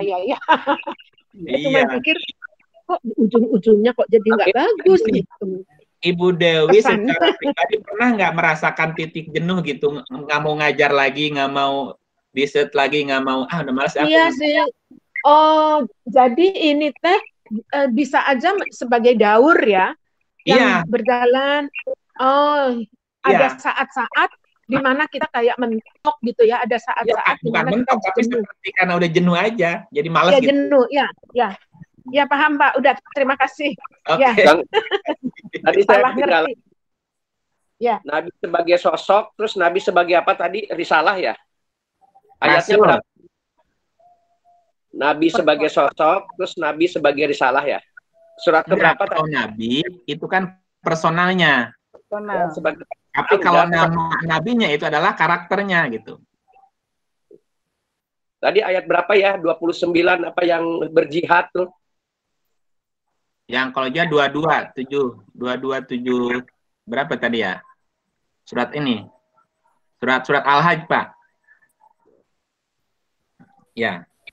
Nanti dibaca lagi di atas ya. Jadi gitu ya, Bu ya. 2278. 278 ya. Ya. Iya, 278. Gitu. Tadi yang Lut itu ada yang kurang tuh Pak saya Pak. Ya.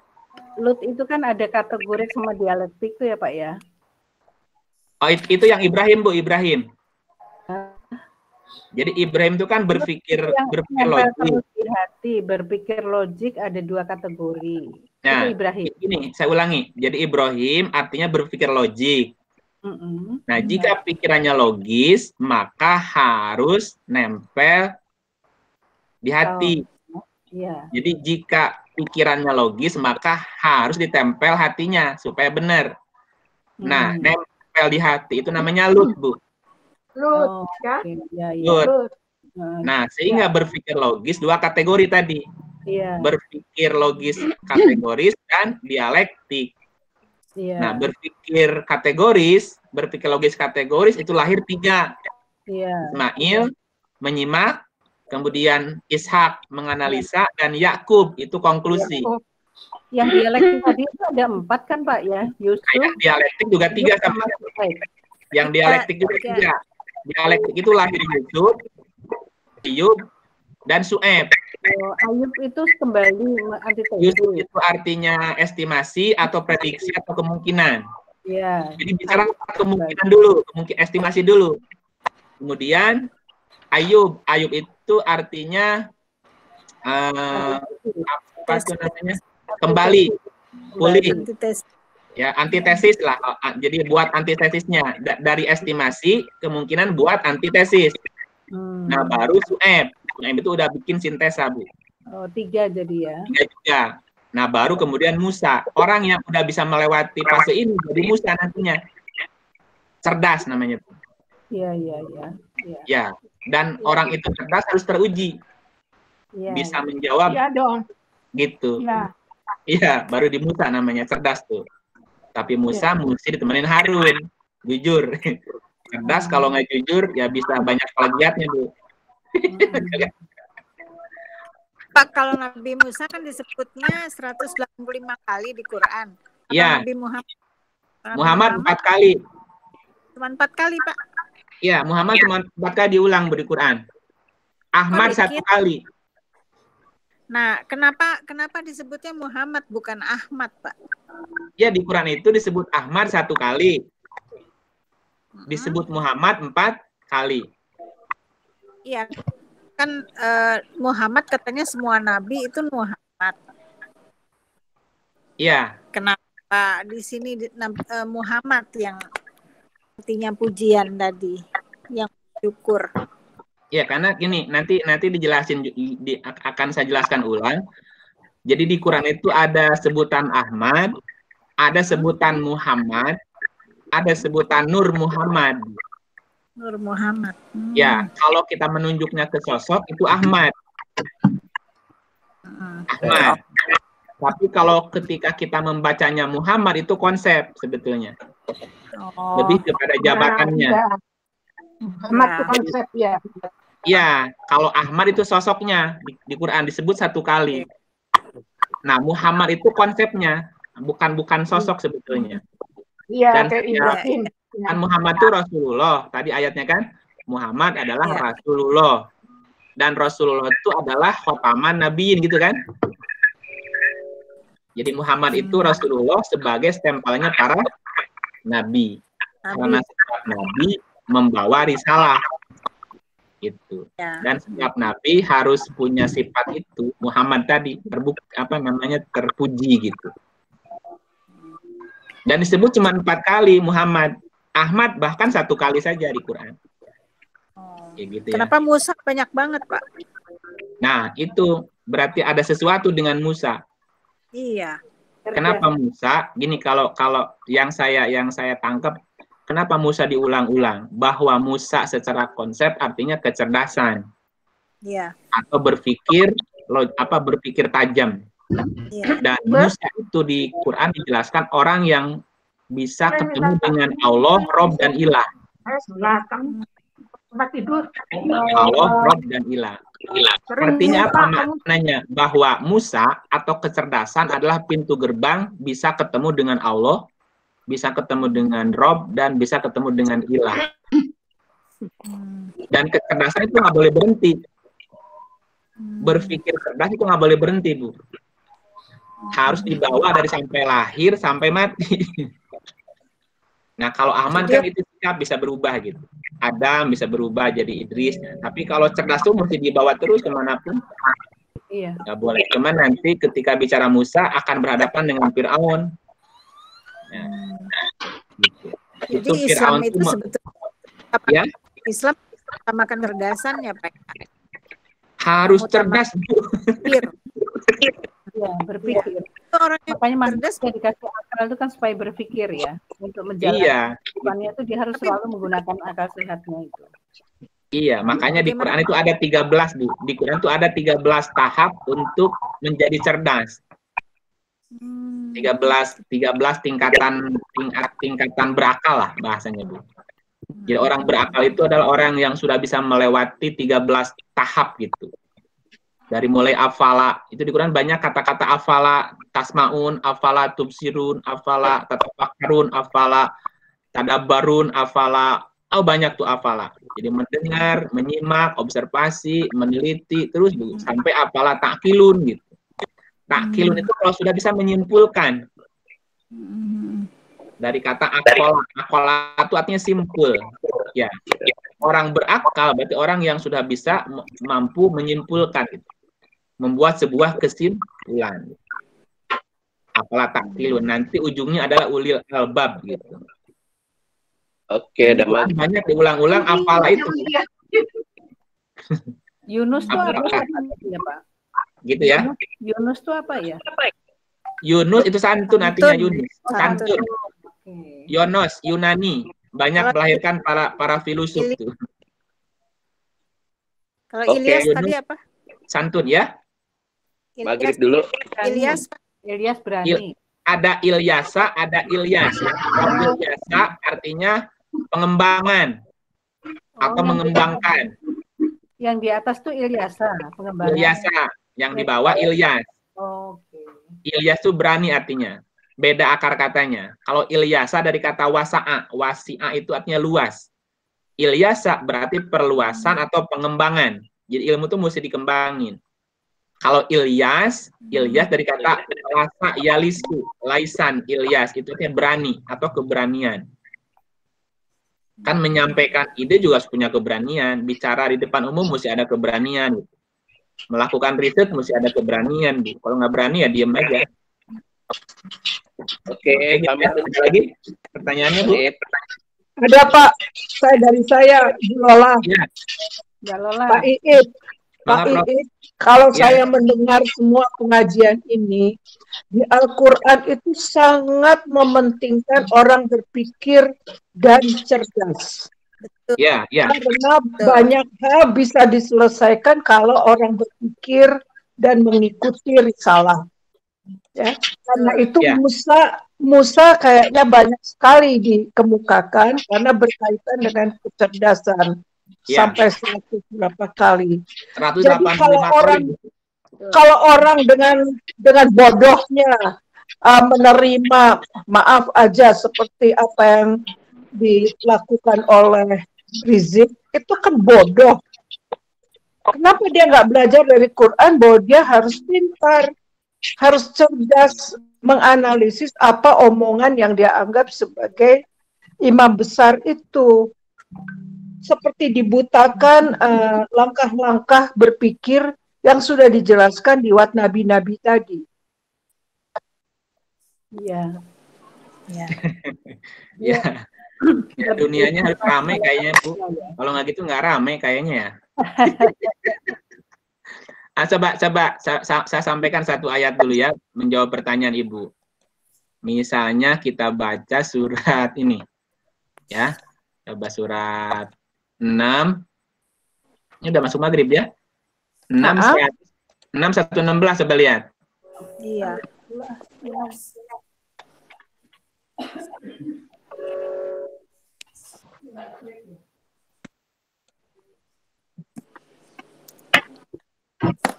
Dan jika kamu menuruti kebanyakan orang-orang yang di muka bumi ini, niscaya mereka akan menyesatkanmu dari jalan Allah.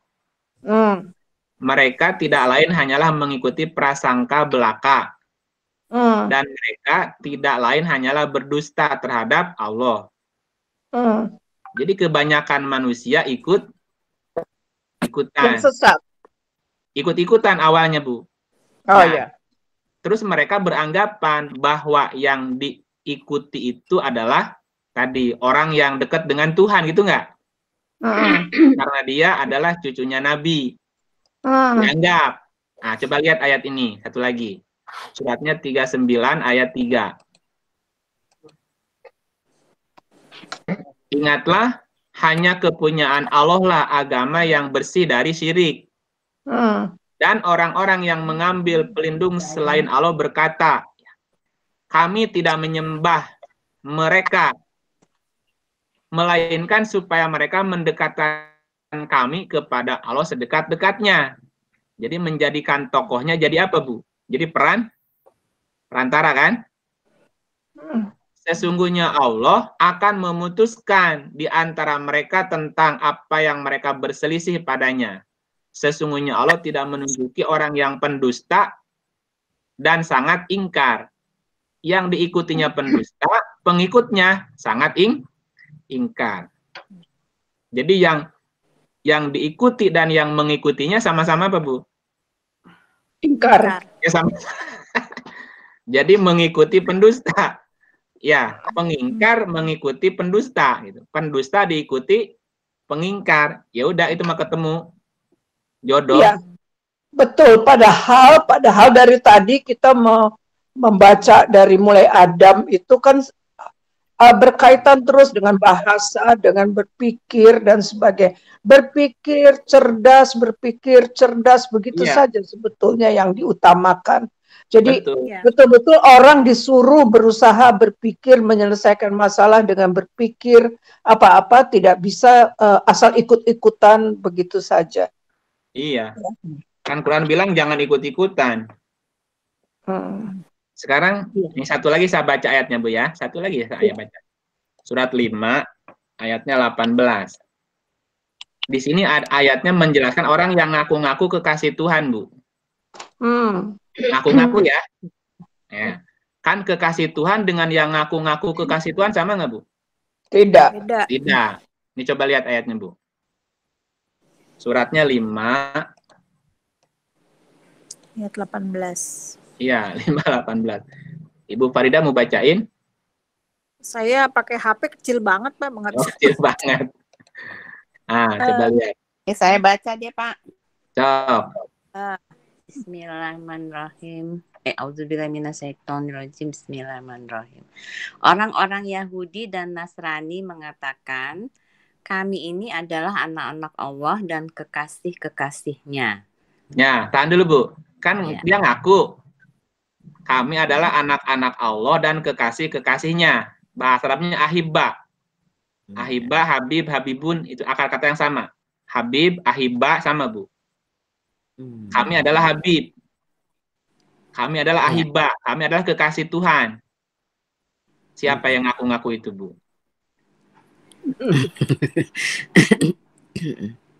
Siapa?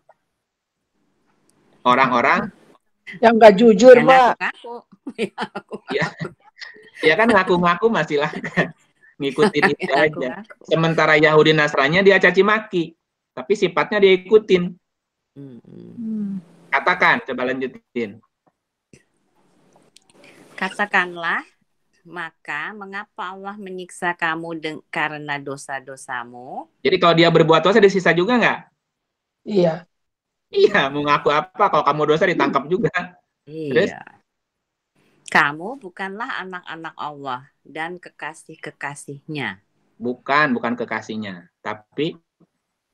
Tetapi kamu adalah manusia biasa di antara orang-orang yang diciptakannya. Sama lah. Dia mengampuni bagi siapa yang dikehendakinya dan menyiksa siapa yang dikehendakinya. Dan kepunyaan Allah lah kerajaan langit dan bumi, serta apa yang ada di antara keduanya. Dan kepada Allah lah kembali segala sesuatu. Jadi ada orang yang mengaku-ngaku kekasih. Iya. Kekasih Allah. Kalau kamu kekasih Allah, kenapa kamu diazab? Itu kan karena perbuatan Diazab, juga. disiksa. Ya artinya kan ya sama lah, kamu sama saya juga sama. Kalau kamu dosa, ya di penjara juga. Saya dosa di penjara juga gitu. Nah, ada orang yang mempermasalahkan kenapa dia di penjara, ya gara-gara perbuatannya lah. Makanya dibilangin kamu bukan kekasih Allah kalau berbuat dosa gitu. Masa kekasih Allah berbuat dosa? Diikutin sama pengikutnya, ya gimana ketemu itu, Mbak? Maksudnya dikasih ayat ini ya. Mbak Lola kasih ayat ini, Mbak. Ada yang ngaku-ngaku kekasih juga ada ya. Kalau kekasih kenapa diazab? Ya karena dosa-dosa. Siapapun kalau berdosa diazab juga lah gitu. Ngaku kekasih berarti bertepuk sebelah tangan ya Pak ya? Iya, namanya apa? Amun seorang bertepuk sebelah tangan. Perbuatannya tidak menunjukkan kekasih Tuhan, kan repot. Ngakunya kekasih, tapi perilakunya nyebelin kan? Ya ditangkap juga sama polisi. Gitu ya Bu ya? Iya Pak. Terima kasih Pak Ibu. Terima kasih, atur nuhun. Maaf lahir batin dunia akhirat ya. Kita tutup dengan hamdalah. Alhamdulillah. Assalamualaikum warahmatullahi wabarakatuh. Waalaikumsalam Waalaikumsalam warahmatullahi wabarakatuh. Baru ya. Terima kasih. Tahun depan baru ketemu lagi Selamat kita. tahun depan, iya. Minggu pertama. Iya. Semuanya. Minggu depan kan? Sampai ketemu. Tahun depan. Assalamualaikum. Terima kasih Bapak Ibu. Iya, sama-sama Ibu Sri. Sampai ketemu tahun Alhamdulillah. depan. Bu Sri Barakallah ya Allah. Lestari. Alhamdulillah.